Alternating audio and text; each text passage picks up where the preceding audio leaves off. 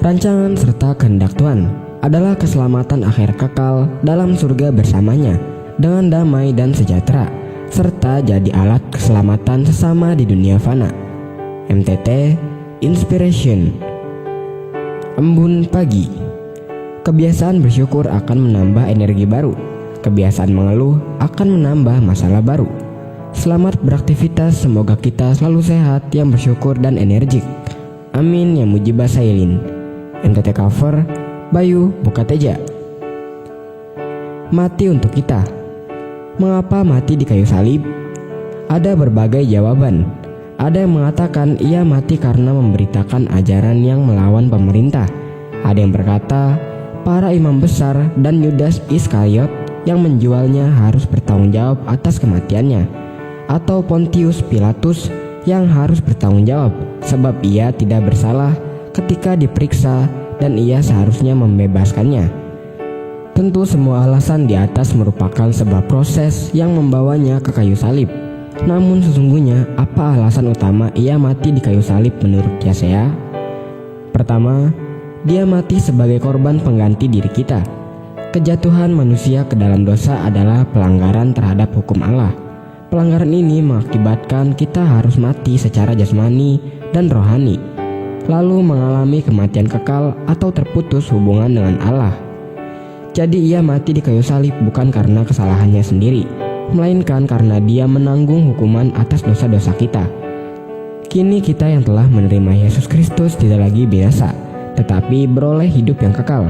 Sekarang kita telah menjadi umat tebusan milik Tuhan, yang berarti kita harus hidup untuk memuliakan, melayani, dan menyenangkannya. MTT cover Purwoto, Jakarta. Benih kecil dan mimpi besarnya. Di sebuah ladang yang luas tersembunyi di dalam tanah yang lembut dan ada sebuah benih kecil. Ia baru saja jatuh ke tanah dan mulai merasakan hangatnya sinar matahari yang menembus tanah. Namun benih kecil itu dipenuhi kekhawatiran. Apakah aku bisa tumbuh menjadi pohon besar? Pikirnya. Bagaimana jika hujan tidak datang? Bagaimana jika tanah ini terlalu kering? Bagaimana jika akarku lemah dan aku tidak bisa bertahan? Hari demi hari berlalu, hujan turun menyirami tanah. Sinar matahari menyapa dengan hangat. Perlahan, benih kecil itu mulai berkecambah. Ia merasakan akarnya tumbuh dan menjalar ke dalam tanah, mencari kekuatan. Benih kecil itu tersadar, ia bukan lagi benih, bukan lagi tunas rapuh yang takut diterpa angin. Ia telah menjadi pohon yang kuat dan rindang.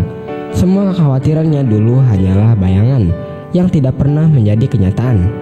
Ia pun berdiri tegak, bersyukur bahwa ia terus bertumbuh, sedikit demi sedikit, hari demi hari, hingga menjadi pohon yang besar dan rindang. Jika saat ini kita merasa seperti benih yang belum bertumbuh, jangan takut. Tuhan yang menanam kita pasti akan memelihara kita. Dia tidak akan meninggalkan kita begitu saja.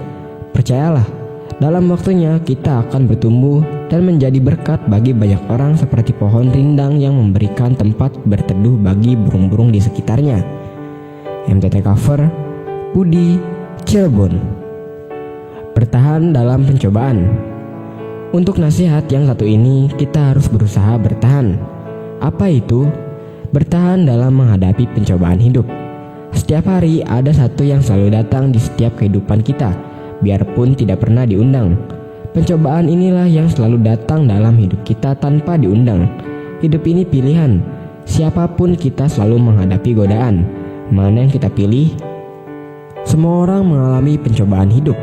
Bertahanlah demi mahkota kekal abadi yang Tuhan sudah siapkan buat siapapun yang menang di atasnya.